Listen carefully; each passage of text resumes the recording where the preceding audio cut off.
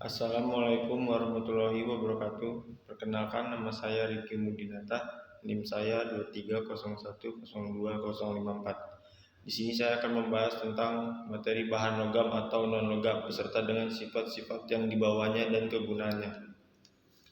Yang isi materi tersebut yaitu latar belakang, pembahasan, kesimpulan. Latar belakang. Berbagai jenis bahan kita gunakan dalam kehidupan sehari-hari maupun dalam industri. Penggunanya pun sangat bergantung pada sifat-sifat dari bahan tersebut. Beberapa unsur atau senyawa juga dapat bersifat racun bagi kesehatan atau lingkungan. Yang pada awalnya unsur hanyalah digolongkan menjadi logam dan non-logam. Hal inilah yang dikemukakan oleh Lavoisier.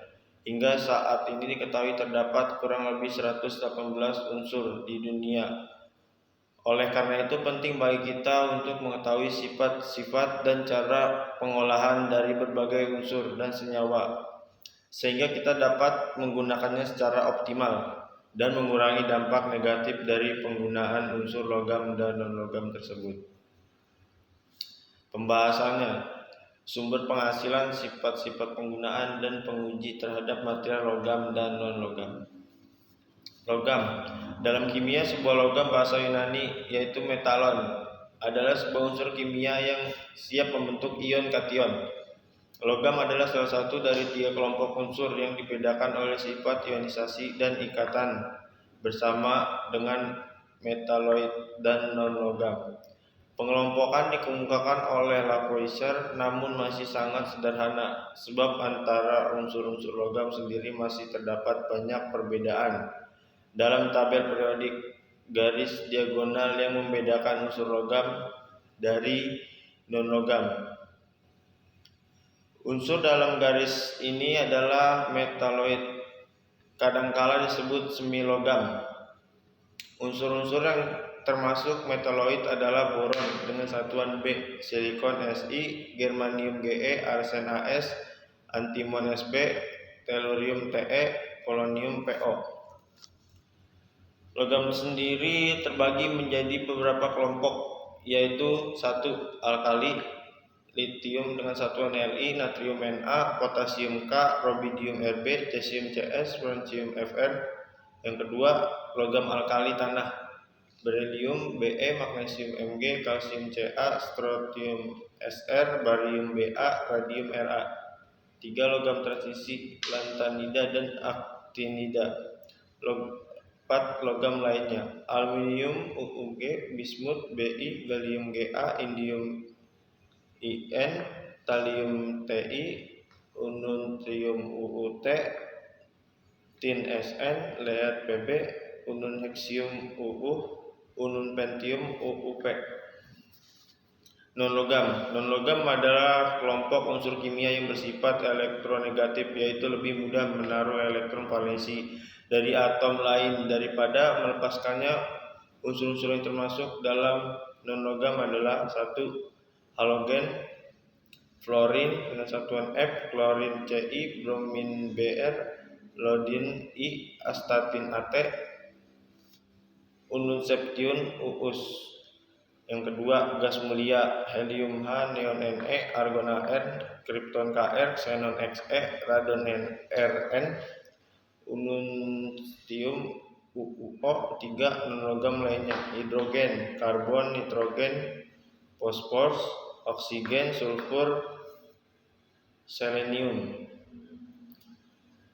Non-logam. Sebagian besar non-logam ditemukan pada bagian atas tabel periodik kecuali hidrogen yang terletak pada bagian kiri atas bersama logam alkali, walaupun hanya terdiri dari 20 unsur dibandingkan dengan lebih dari 80 jenis logam. Non-logam merupakan penyusun sebagian besar isi bumi, terutama lapisan lainnya.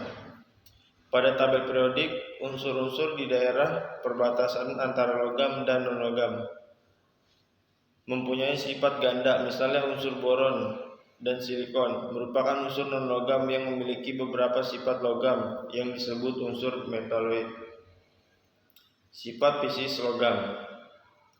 Pada umumnya unsur logam mempunyai sifat fisik antara lain. 1. Logam akan memantulkan sinar yang datang dengan panjang gelombang dan frekuensi yang sama, sehingga logam tersebut lebih mengkilat.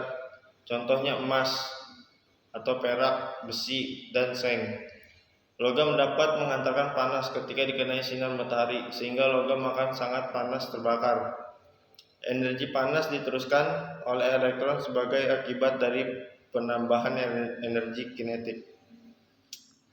Hal ini menyebabkan elektron bergerak lebih cepat. Energi panas ditransferkan melintasi logam yang diam melalui elektron yang bergerak. 3. Logam juga dapat mengantarkan listrik karena elektronnya terdelokalisasi bebas bergerak di seluruh bagian struktur atom. Tembaga sering dipakai dalam pembuatan kawat penghantar listrik. Yang keempat yaitu meabilitas, kemampuan logam untuk ditempa atau diubah menjadi bentuk lembaran. Sifat ini digunakan oleh pandai besi untuk membuat sepatu kuda dari batangan logam. Gulungan baja besi penggiling menggunakan sifat ini saat mereka menggulung batangan baja menjadi lembaran tipis untuk pembuatan alat-alat rumah tangga.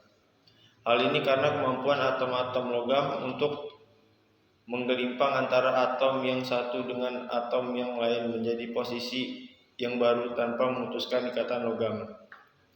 5. Duktilitas, yaitu kemampuan logam dirubah menjadi kawat dengan sifat yang mudah meregang. Jika ditarik, tembaga dapat digunakan sebagai bahan baku pembuatan kawat. Sifat fisik non-logam. Pada umumnya unsur non-logam mempunyai sifat fisik antara lain. 1. Yaitu non-logam tidak dapat memantulkan sinar yang datang sehingga non-logam tidak terlihat mengkilat. 2. Non-logam tidak dapat menghantarkan panas dan listrik sehingga disebut sebagai isolator. 3. Non-logam sangat rapuh sehingga tidak dapat ditarik menjadi kabel atau ditempa menjadi lembaran. 4. Densitas atau kepadatannya pun relatif rendah sehingga terasa ringan jika dibawa dan tidak bersifat diamagnetik, dapat ditarik magnet. 5. Non-logam berupa padatan, cairan, dan gas suhu kamar. Contohnya padatan karbon, cairan bromin, dan gas hidrogen. Sifat kimia logam. Sifat-sifat kimia logam antara lain. 1. Logam memiliki energi ionisasi yang rendah. Oleh karena itu, logam cenderung melepaskan elektronnya dengan mudah. Logam cenderung melepaskan elektron daripada menangkap elektron untuk membentuk kation. Logam berikatan dengan lainnya untuk mencapai stabil. 2. Umumnya logam cenderung memiliki titik leleh, titik didih yang tinggi karena kekuatan ikatan berbeda antara logam yang satu dengan logam yang lain, tergantung pada jumlah elektron yang terdelokalisasi. Pada lautan elektron dan pada susunan atom-atom, sifat titik leleh menunjukkan kekerasan logam. Titik leleh yang tinggi artinya logamnya keras, sedangkan titik leleh rendah artinya logamnya lemah. Yang ketiga yaitu logam memiliki 1-3 elektron dalam kulit terluar dari atom-atomnya. 4. Kebanyakan logam oksida yang larut dalam air bereaksi untuk membentuk logam hidroksida. 5. Logam oksida bereaksi dengan asam membentuk garam dan air. Sifat kimia logam antara lain. 1. Logam memiliki energi ionisasi yang rendah, oleh karena itu logam cenderung melepaskan elektronnya dengan mudah. Logam cenderung melepaskan elektron daripada menangkap elektron untuk membentuk kation. Logam berikatan dengan lainnya untuk mencapai stabil. Yang kedua, umumnya logam cenderung memiliki titik leleh, titik didih yang tinggi karena kekuatan ikatan logam. Kekuatan ikatan berbeda antara logam yang satu dengan logam yang lain, tergantung pada jumlah elektron yang terdelokalisasi pada lautan elektron. Dan pada susunan atomnya sifat titik leleh menunjukkan kekerasan logam. Titik leleh yang tinggi artinya logam keras, sedangkan titik leleh rendah artinya logam lemah. 3. Logam memiliki 1-3 elektron dalam kulit terluar dari atom-atomnya. 4. Kebanyakan logam oksida yang larut dalam air bereaksi untuk membentuk logam hidroksida. Logam oksida bereaksi dengan asam membentuk garam dan air. Penggunaan logam pada umumnya logam bermanfaat bagi manusia karena penggunaannya di bidang industri, pertanian, dan kedokteran. Contohnya merkuri yang digunakan dalam proses kloralkali. Proses kloralkali merupakan proses elektrolisis yang berperan penting dalam industri manufaktur dan pemurnian zat kimia. Beberapa zat kimia yang dapat diperoleh dengan proses elektrolisis adalah natrium, kalsium, magnesium, aluminium, tembaga, seng, perak, hidrogen klorfluor, natrium hidroksida, kalium dikromat, dan kalium permanganat. Proses elektrolisis larutan natrium klorida tersebut merupakan proses kloralkali. Elektrolisis larutan natrium menghasilkan natrium hidroksida di katode kutub positif dan gas klor di anode kutub negatif. Pada industri angkasa luar dan profesi kedokteran dibutuhkan bahan yang kuat, tahan karat, dan bersifat non-iritin seperti alloy titanium. Logam-logam tersebut memiliki warna yang bagus, tahan karat, lunak, dan terdapat dalam jumlah yang sedikit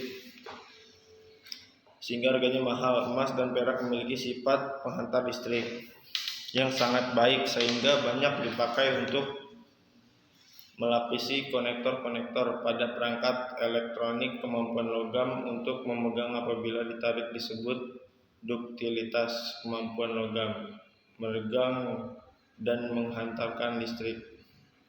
Kemampuan logam juga berubah berbentuk jika ditempa disebut maleabilitas. Kemampuan logam berubah bentuk jika ditempa dimanfaatkan untuk membuat berbagai macam jenis barang, misalnya golok, pisau, cangkul, dan lain-lain sebagai konduktor panas yang baik. Logam juga digunakan untuk membuat panci. Logam bersifat kuat sehingga dapat digunakan untuk membangun rangka bangunan dan jembatan. Logam juga dapat menimbulkan suara dering yang nyaring jika dipukul. Maka logam juga dapat digunakan dalam pembuatan bel logam. Berat adalah logam dengan massa jenis 5 atau lebih. Beberapa logam tersebut diantaranya bersifat membangkitkan kanker, karsinogen.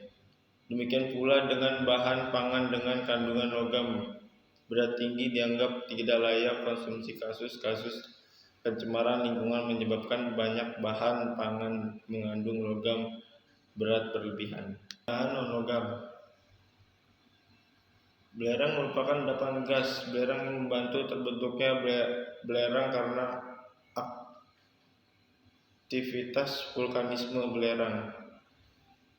Ini banyak digunakan di berbagai macam industrinya, misalnya pupuk, kertas, cat, plastik, bahan sintetis, pengolahan minyak bumi, industri karet dan ban, industri gula pasir, aki, industri kimia, bahan peledak, pertenunan, film dan fotografi. Fosfat terdapat di daerah kas terutama di dalam gua-gua. Pemanfaatannya digunakan untuk bahan utama. Pupuk fosfat tersebar di Bojonegoro, Jawa Timur, Aji Barang yaitu Jawa Tengah, dan Bogor, Jawa Barat. Contoh dari karbon. Contoh dari karbon adalah intan atau berlian. Intan dalam tingkatan kekerasan batuan merupakan batuan yang mempunyai tingkatan kekerasan paling tinggi sehingga intan bisa digunakan untuk mengiris kaca dan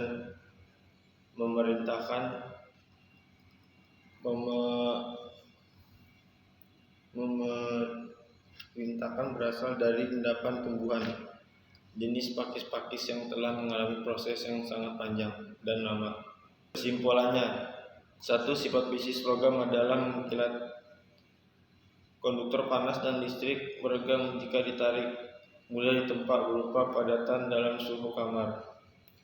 Yang kedua, sifat kimia logam adalah mudah melepas elektron sehingga membentuk kation, memiliki 1-3 elektron valensi. Yang ketiga, sifat kimia non-logam adalah mudah menangkap elektron sehingga membentuk anion, memiliki 4-8 elektron di kulit terluarnya. Titik leleh dan titik didihnya rendah dapat bereaksi dengan logam membentuk garam. Non-logam oksida yang larut dalam air bereaksi membentuk asam dan juga dapat bereaksi dengan basa membentuk garam dan air. Sekian dari saya. Wassalamualaikum warahmatullahi wabarakatuh.